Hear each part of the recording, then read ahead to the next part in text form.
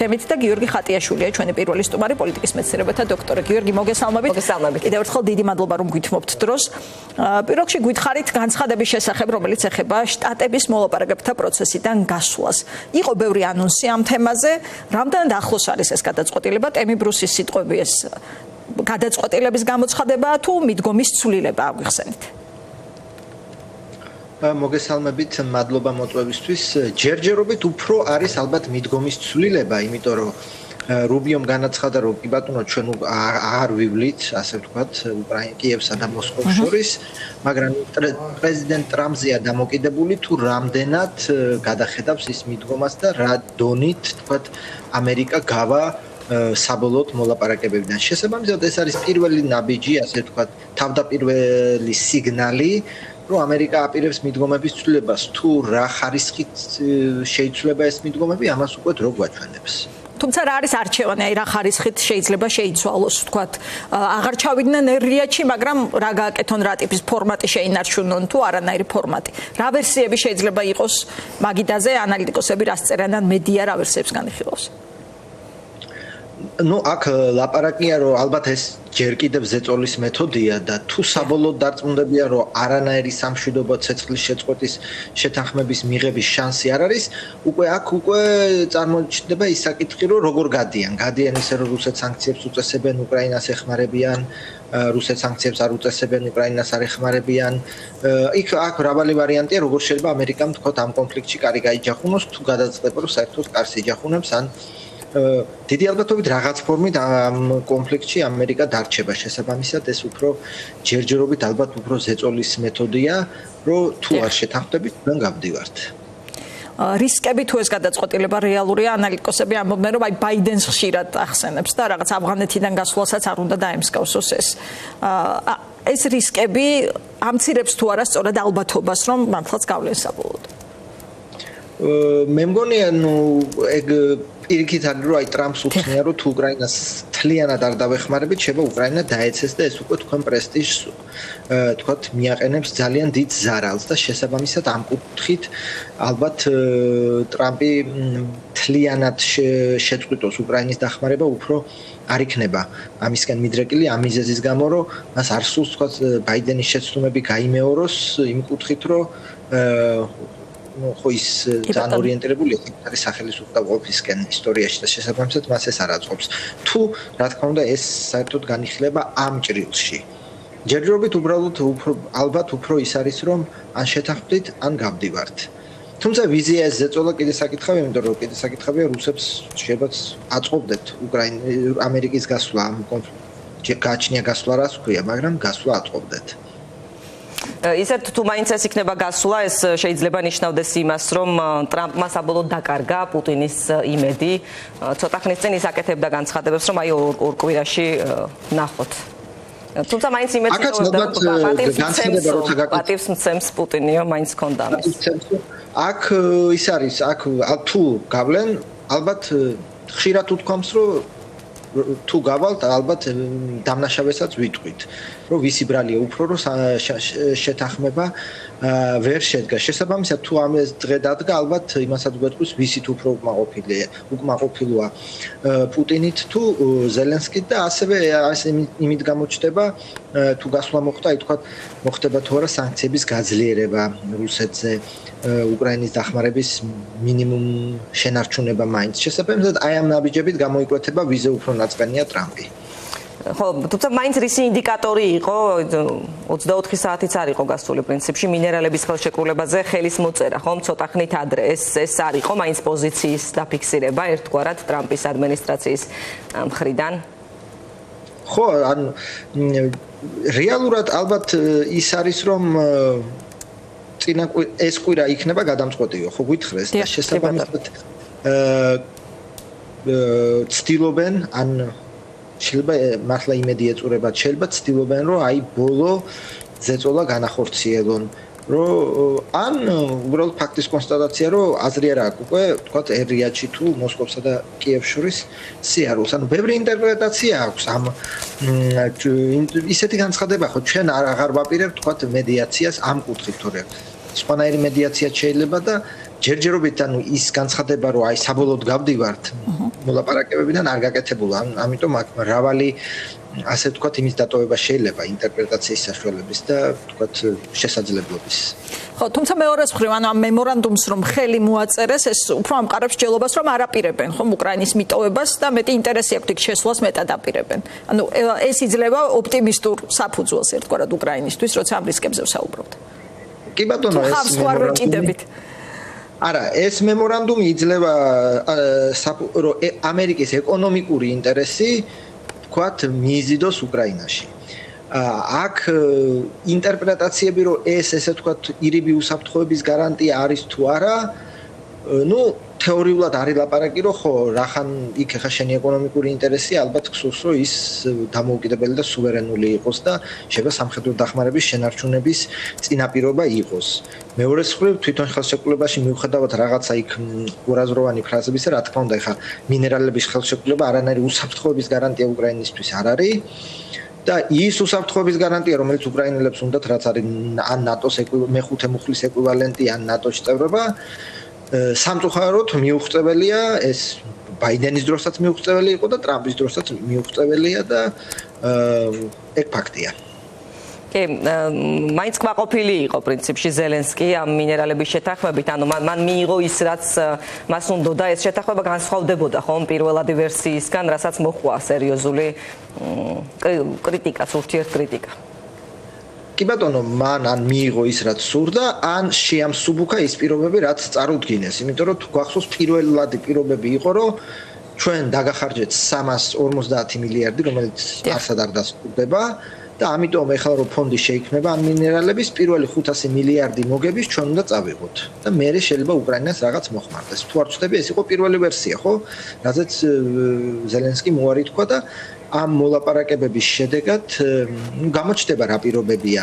ზოგადად ეს მინერალების შეთანხმებაც ხო 10 წლეულებზეა გათვლილი, იმიტომ რომ ჯერ ეს მადანი სად არის, მერე ამ მადანის ადგილმდებარეობა, გეოლოგიური გამოკვლევები, მერე მოპოვება გაყიდვა, ანუ ძალიან ესეთი ხანგრძლივი პროექტია, ანუ სასწავლო მოქმედის შეთანხმება არ არის, რომ ხვალ ეს ახლა რაღაცა უკრაინას რამე ვთქვათ სამხედრო უპირატესობას მისცემს. თუმცა იმ კუთხით რომ თქვათ ტრამპმა თქვათ თავისივე რესპუბლიკურ პარტიას მიიღოს უკრაინის დახმარების საკითხი, თუ მას დასჭირდა რომ აი ახლა ჩვენ ეკონომიკურად აქ ჩართულები ვართ და ამიტომ და გვჭირდება დახმარება, ამ კუთხით შეიძლება პოზიტიური როლი ითამაშოს ან მინერალების შეთანხმება. გიორგი, საინტერესოა რუსეთთან ურთიერთობის განვითარების დინამიკა, განცხადებებში გამოჩნდა უკვე უკმაყოფილება ტრამპის პოლიტიკით. თუ ამ დრომდე იყო საუბარი, რომ ტრამპმა მაინც გამოიყვანა იზოლაციონიზმის ამ ჭრილიდან რუსეთი და აბრუნა კვლავ დიპლომატიურ ურთიერთობებში, ახლა როგორ შეიძლება ეს გაგრძელდეს, რასაც ჩვენებს ეს განცხადებები, რომ აი deep state-ი ვერ დამარცხდა. ამ განცხადებების ეკო ძალიან ნაცნობია ცხადია. ეს მიუთითებს იმას, რომ რა თქმა უნდა, იმედგაცრუება ალბათ მოიმატებს და კიდევ ერთხელ უნდა გავმიჯნოთ რიტორიკა და უნდა გავმიჯნოთ რეალური შეფასებები. მეკითხით, როდის მეკონდეთ რუსებს ნამდვილი ილუზია, რომ ეხლა ტრამპი რამენაირად მათ დაეხმარებოდა ან ხელს შეუწყობდა, იმიტომ რომ დიდი ალბათობით რაც თქვათ პუტინს შაშან ზაფხულში აქვს განცხადებული, რომ ცეცხლი მხოლოდ იმ შემთხვევაში შეწყდება, თუ უკრაინა გაიყვანს ჯარს იმ 4 ოლქიდან, რომელიც რუსეთს თქვათ თავის კონსტიტუციაში აქვს ჩაწერილი და ოფიციალურად განაცხადებს ნატოზე შესვლაზე უარს, ამ შემთხვევაში მოხდება მხოლოდ ცეცხლის შეწყვეტა. ვიტყობთან ამ მოლაპარაკებების პირობებში შეიძლება იყო აქ რაღაცა გადახვევა გადმოხვევა, მაგრამ ალბათ ამ ჩარჩოს პუტინი არც გაცდენია და არც არასოდეს არაპირებს ის ცეცხლის შეწყვეტას, თუ არ იქნა აი ესეთი პირობები და შესაბამისად თქვათ ეს ამერიკელებსაც შეიძლება ითქვას, რომ მობეზდათ ან ხედავენ, რომ ანუ მიმდინარეობს გაწელვა. და ეს განცხადება თქვა შეიძლება ამას დავაკავშიროთ, რომ აქ თქვენი სულელი არ არის, ხო? თუ არაპირებთ, გითხარით და გავალთ. იმიტომ რომ ხა მუდმივად და ეხა ისრაელ-პალესტინა ხო რამდენი სამხრეთ და ჩრდილოეთ კორეა რამდენი წელია მოლაპარაკება. თუმცა იქ ცეცხლის შეწყვეტილია. აი ვიტკოფი რადგან ახსენეთ, აქვე კითხავთ მედიაში გავრცელებულ ცნობაზე, რომ იმატებს მისი პერსონით უკმაყოფილება, კადრებსაც აპირისპირებენ ერთმანეთს, წინა ადმინისტრაციების დროს როგორ იმართება დიალოგი პუტინთან, რამდენი ადამიანის თანდასწრებით, როცა ვიტკოფი მარტოა და კრემლის თარჯიმნის სერვისით სარგებლობს, რომელსაც არც კი იცნობს. პირველ რიგში ეს კრიტიკა რესპუბლიკურ პარტიაში იმატებს, როგორც ჩანს და ამიტომ არის საინტერესო. შეგვიძლია ვთქვათ, რომ მის თავზე რაღაც ჩავი ღრუბლები გროვდება, თუ ეს შერეული ამბავი ამერიკული მედია წერს ამას დავაზუსტებ. ხო, ანუ მე მგონი მანდ რო ხდება ბიუროკრატიის უკმაყოფილება იმატებს. თვითონ ტრამპი ჯერჯერობით მე მგონი როგორც რა ვიცი, ცნობილია ძალიან ემეგობრება და ძალიან დიდ პატივს. მაგრამ ბიუროკრატიის უკმაყოფილება იმატებს იმ კუთხით, რომ ძალიან ბევრს იღებს თავის თავზე და ნაკლებად ესმის ეს საკითხებიო. და პირიქით ხო, ანუ თქვათ ხა მაიკ ვოტსი ამ კუთხით ალბათ გაცილებით კომპეტენტური იყო, თუმცა ეს სიგნალის ამბავი მას თანამდებობად დაუჯდა, იმიტომ ტრამპის პირადი უკმაყოფილება ამ კუთხით ალბათ არ და ვერ აპატია ეს საკითხი, ან კიდევ ალბათ შეიძლება სხვა საკითხები იყო, რომელიც არ მოეწონა და უბრალოდ ხო ხა სხვათა შორის ამ კუთხით ხო ისე თქო სკანდალით არ გვინახავს ჩვენ სკანდალით და ლანძღვით დათხოვნილი ხალხი ამ კუთხით რომ ხა გაეროში ელჩად წარადგინა ისეთ საპატიო პენსია ასე ვთქვათ არ არის ისეთი გაბანღურება ასე ბჭყალებში არის უფრო საპატიო პენსია ხო კი ანუ იქნება მოკლედ გაეროში ელჩი არ ველოდებით ახლა ვოლცისგან ალბათ უარს ან დადასტურდა ეს საბოლოოდ იმიტომ რომ მაინც იყო კითხვა იქ იხილავთ იქაც თუ წარდგენილი არის სენატი თუ არ ჩააგდებს წესით თვითონ ხო ახლა გამოჩნდება არ მგონია თვითონ უარი თქოს ხო ახლა თუ წარდგენილი ალბათ მასაც შეუთანხმეს ეს საკითხი და ამ კუთხით საინტერესოა ის რომ რუბიო ხდება როგორც ამერიკის სახელმწიფო მდივანი ასევე ეროვნული უსაფრთხოების მრჩეველი და ამ კუთხით რუბიო იმეორებს ჰენრი კისინჯერის ბედს იმიტომ რომ ჰენრი კისინჯერი გახდათ, მაგრამ იქ პირიქით იყო, ხო?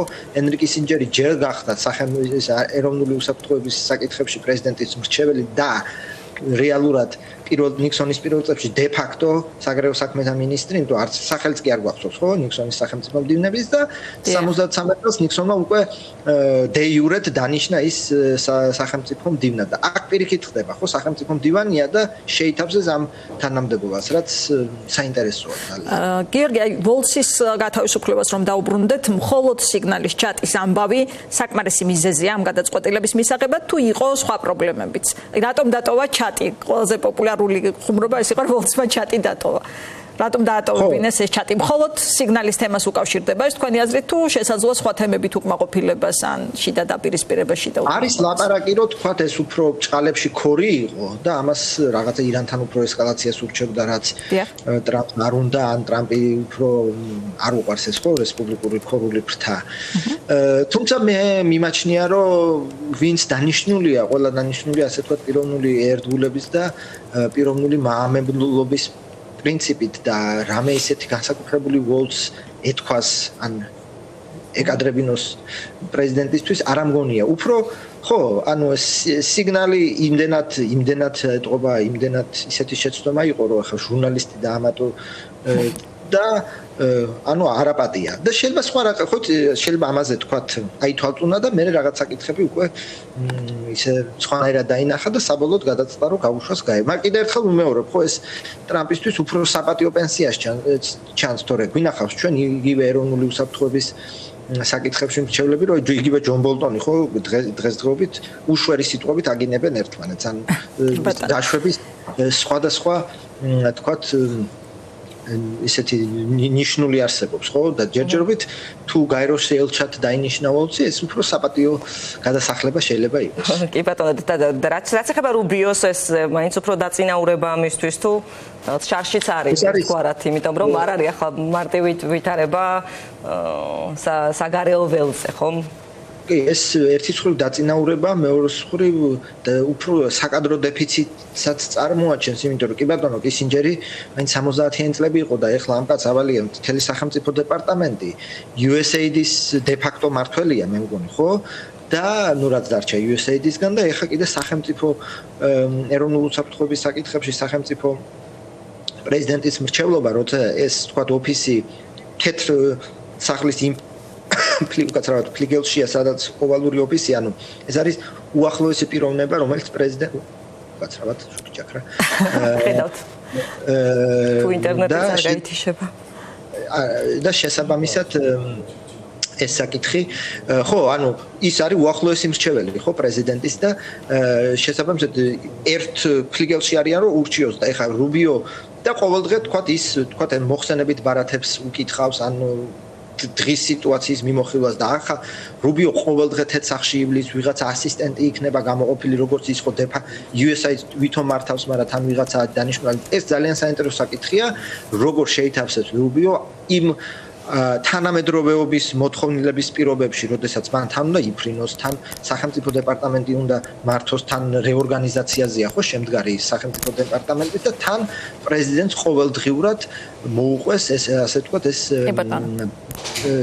საგარეო საკითხი. მოკლედ წინა კვირას რომ იყო ამბავი რომ ლონდონში ვერ ჩაფრინდა იმის გამო რომ დრო არ ქონდაო, შეიძლება მართლაც ასე აღმოჩნდეს ცოტა ხანში რუბიოს მართლაც ეს ლონდონში დრო არ ქონდა, ეს ჭყალებში დრო არ ქონდა რა თქმა უნდა. გიორგი დავაზუსტებ კადრების დეფიციტია ბოდიში კადრების დეფიციტია თუ ტრამპის პერსონაჟზე გვეუბნება მეც რომ აი ნდობის კრიზისია და ვიწროა იმ ადამიანების წრე ვისაც ის ენდობა და ამ ხრივ არის დეფიციტი ეგეც შეიძლება იყოს შეიძლება უბრალოდ აი რაღაცა ეძებენ და ამ კუთხით ეხა ჯერ რუბიო იყოს და იმიტომ რომ ითქვა რომ დროებით იქნება რუბიო ის ლაპარაკიც იყო ხა პოლიტიკოში ეწერა რომ აი იგივე ჩვენ მიერ ნახსენები უიტკოფი შეიძლება უიტკოფიც კი დაინიშნოს და ძალიან საინტერესო იქნება იმიტომ ეს იქნება ჯერ უიტკოფისთვის პიროვნული დობის უზარმაზარი პიროვნული დობის გამოცხადების საკითხი მაგრამ მეორე იქნება მართლა ანუ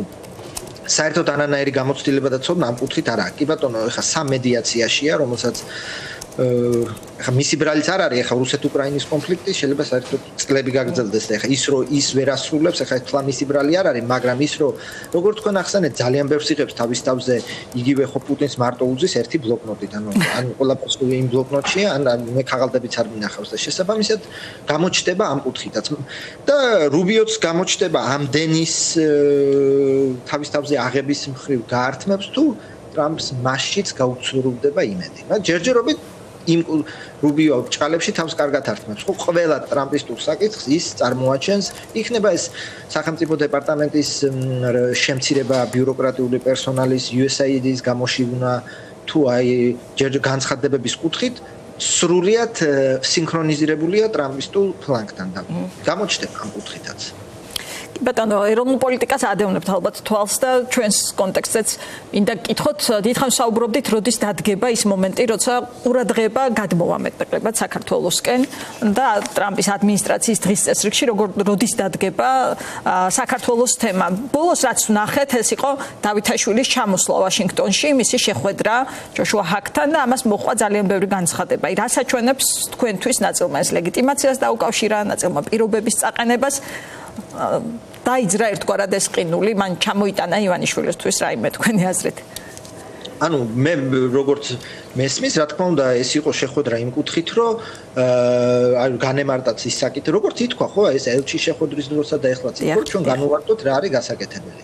ლეგიტიმაციის საკითხი მე ჩემი პირადი პოზიცია რომ ეს არის უფრო ისეთი ეფემერული საკითხი რომ აი ხელს ართმევენ არ ართმევენ ეს უფრო არის ეს რომანტიული მოთხოვნები რომ ახლა ამერიკის შეერთებულმა შტატებმა საქართველოში ახლა სხვა პრეზიდენტი აღიარონ ან სხვა პარლამენტი ან სხვა მთავრობა ხო ეს არ მოხდება ეს არ მომხდარა ბაიდენის დროსაც როცა სანქციებს აწესებდნენ და როცა მეთიუ მილერი იყო და ენტონი ბლინკენი ეს დღესაც არ მოხდება და ეს არ უქნია ესტონეთსაც კი რაც საქართველოს ოპოზიცია ითხოვს რომ აქ ახლა სხვა პრეზიდენტი და სხვა ის აღიარონ რა ქვია სხვა პარლამენტი და სხვა პრემიერ-მინისტრი. ხო, შეიძლება სანქციებიც იქნება ახალი არჩევნების მოთხოვნა, მაგრამ აი ეს აკვიატება რომ აი არალეგიტიმურად ცნონ, ამას არ იზამს არავინ, ხო, ხა ვინც არის საქართველოს ხელისუფლებაში, იმასთან იჭერენ საქმეს და ხა საინტერესოა ხო მადუროს მართლა არ აღიარებენ, ხო? ბაიდენი გონსალეს შეხვდა, სურათია გადაღებული, მაგრამ როცა საჭირო იყო ისიც დესპანიც კი გაუგზავნეს მადუროს, რომ იქ რაღაცა ხალხი იყო გამოსაშვები. შესაბამისად, ეხა ლაპარაკი რომ აი აღიარებენ არ აღიარებენ, ეს საკითხი საერთოდ ცრუ საკითხია, ცრუ დიქოტომიური საკითხია და შესაბამისად მე რეიტყობს ეს ფრუსტრაციას, რომ აცხადებ რომ არ აღიარებენ და მე ვიღაცა ხვდება, მე რეიწება აქედან პრობლემა, რომ აი რა თქვა, თუ არ აღიარებენ, რატო ხვდებიან და არასოდეს ბაიდენის დროსაც კი ამერიკის შეერთებულ შტატებს არ უთქვია თუ ახლა საქართველოს ხელისუფლებას არ ვაღიარებთ. ამიტომ ეს არის ცრუ საკითხი, რომელიც ერთხელ და სამუდამოდ არის სხვა ნარატივშია გადასატანი, ჩემი აზრით ეს საკითხი, რომ ეხა აღიარებენ, არა ხელს ართმევენ, არ ართმევენ, ეს საკითხი არის სხვა ნარატივში გადასატანი. მადლობა, დიდი მადლობა გიორგი, რომ იყავით ჩვენი გადაცემის სტუმარი. გიორგი